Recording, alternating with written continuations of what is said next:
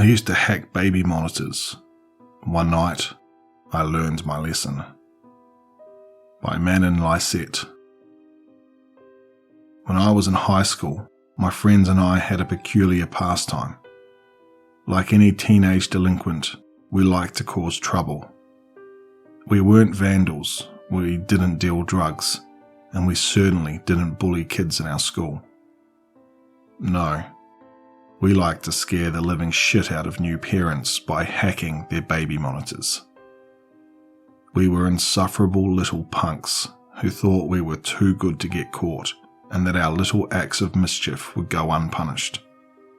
One night, however, I learned my lesson, and I realized I wasn't quite as bulletproof as my tremendous adolescent ego made me out to be. Dimitri, Kurt and I went to the same school, shared many of the same classes, and hung out almost every evening after chow time. We watched prank shows, played video games, talked about who had the nicest rack in school. One evening, we were trading scary stories at the park. Kurt shared the classic story about the single mother who heard a haunting voice on her baby monitor. Like most horror stories, it sounded like total bullshit, but Dimitri told us it had happened to his mum once. On her own monitor, she'd heard a neighbour singing to her baby. Apparently, it was possible to accidentally tap into someone else's frequency. In an instant, a light bulb turned on in each of our heads. When you're close enough to someone, you don't need words to know what that person is thinking, and we could all tell we were thinking the exact same thing. We were going to buy a baby monitor and screw with people. Pardon the pun, but hacking a baby monitor is child's play. All you need to do is find a device on the same frequency as yours. Never one to do things half-assed, I purchased a high-end monitor with the frequency dial so we could prank as many targets as possible.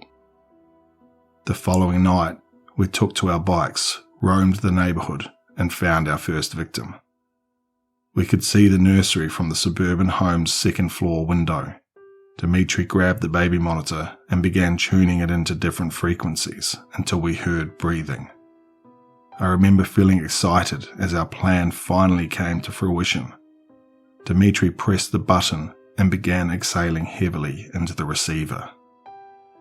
"Your little girl was delicious," he murmured, using a demonic voice.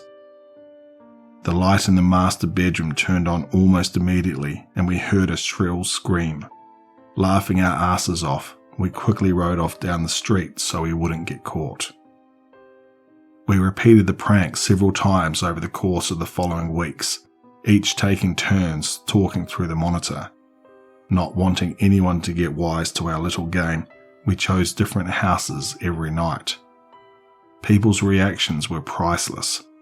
Some mothers would reply in a panic, others seemed to know it was a hoax and told us to shut up. And one poor woman even started sobbing uncontrollably, begging us not to hurt her baby. I feel bad about that last one now that I'm older, but it was hilarious to me back then. My friends and I mimicked her in high-pitched bawling and desperate cries for mercy for weeks afterwards. Yeah, we were royal dicks. Calm as a bitch, and I got what was coming to me one night. Kurt and Dimitri were busy studying for their midterms, so I went out on my own. By then, we'd gotten pretty much everyone in the surrounding area, so I decided to venture off across town and into unfamiliar territory. Finding a target wasn't difficult. You just had to look for cars with baby seats, houses with overly colourful cartoon-themed curtains, or toys left in the yard. I came across a house that fit all three criteria and parked my bike out of view. Playing with the tuner, I eventually found the right frequency. I could hear the sound of the baby snoring very lightly. A devious little smirk pushed its way onto my lips, and my heart began pounding with excitement. It was my time to shine. I am watching. I whispered into the monitor, using the creepiest voice I could muster. The house remained dark and lifeless. I figured the homeowners hadn't heard me. I stand over your bed, watching, waiting. I will get you, I said, louder this time. Nothing. Just the sound of crickets chirping and the occasional dull roar of a car driving down the street. It was a little odd. Parents usually reacted much quicker than that. I began feeling a little nervous and somewhat exposed. You know, like when you suddenly realize some creeper's gawking at you. It was getting late, and I had a long bike ride home. Just as I was about to give up and leave, I heard a strange, moist gurgling sound come from the monitor. The quiet, rhythmic snores ceased, and I assumed the baby had woken up and was about to start crying. Instead, a man spoke to me. "You're the one being watched now, Juan," he said softly. My stomach pirouetted at his words. How did he know my name? I felt sick. Something was very wrong, and I could feel it in my bones. I glanced up at the nursery window and saw a silhouette standing there watching me. Had he been there the whole time? The air was thick and difficult to inhale, though perhaps my fear was making it harder to breathe. My body quivered uncontrollably as a sense of dread poured into every inch of me. I climbed on my bike, pedaling desperately to get away. Part of me thought I was overreacting, but the overwhelming need to flee overpowered my rational mind. "You can't run. I know where you live, Juan," continued the man, even as I turned the corner. I flew down the street, not stopping until I reached a busy boulevard. Surrounded by cars and a few late-night joggers, I felt safe. "Your hoodie will run red in your blood, boy," whispered the man, still talking through the baby monitor in my pocket. A passerby gave me a nasty look as I yelped loudly in fear, practically ripping my hoodie in my frantic attempt to remove it. To the stranger, I must have looked like some snotty kid tripping balls or something. He didn't know I was in genuine distress, so I don't blame him for walking off with an insulted huff, even though I wish he had offered to help me instead. After stuffing the hoodie into my backpack, I noticed my name scrawled on the back. It was my fucking school jacket. No wonder that bastard knew my name. It then occurred to me that the baby monitors were fairly short-ranged, so I was obviously being followed. I nervously glanced around to try and identify my stalker. Was it the empty-looking van down the street? That guy walking his dog? The car that had just driven by? Either way, the last thing I wanted to hear was that voice again, so I turned off the device and started pedaling towards my home. Fear had heightened my senses, and I began noticing every motion of the trees in the breeze, every crackle of twigs under my wheels, and every car that zipped past me. I flinched whenever anyone came near, paranoid that whoever had spoken to me through the baby monitor was going to catch up. Fortunately, I made it home without incident. I parked the bike in my garage and crawled up the stairs to my bedroom. In one careless motion, I tossed my backpack and the baby monitor in the corner of my room and dove under my sheets like an Olympic swimmer. It doesn't matter how old you are, nothing feels safer than being under your blanket. I closed my eyes, hoping I'd be able to calm down enough to catch a few hours of rest before class.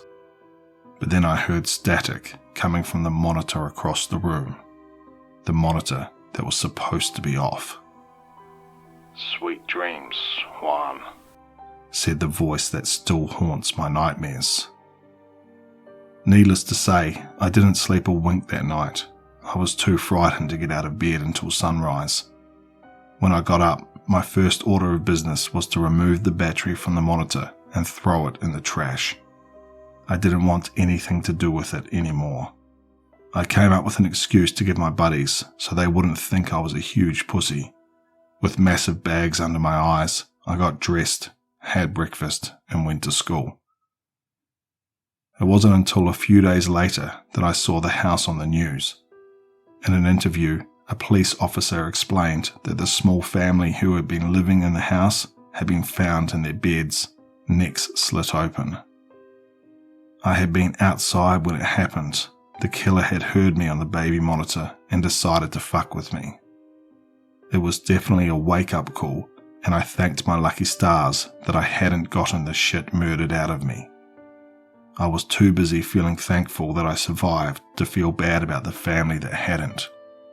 Empathy, like wisdom, comes with age.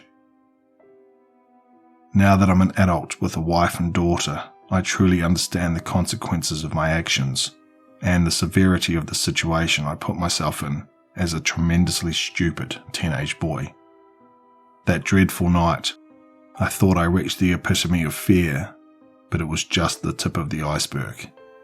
As a father, I now know that fear thrives and multiplies when there's something more precious than your own life at stake. I can't say for sure whether the killer found me again after all these years, or whether a new breed of idiots had the same idea as my friends and I. But I can tell you that I now understand what true terror is. Last night, I heard something on our baby monitor that sent chills into my very soul, shackling me with a paralyzing fear that I doubt will ever leave me. I'm still watching.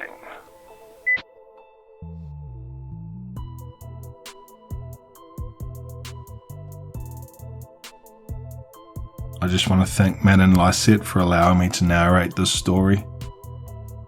If you liked what you heard here, head over to their Reddit page and show them some love. I'll leave a link for the original story in the description below. If you're new here, please consider subscribing, and as always, stay tuned for one more nightmare.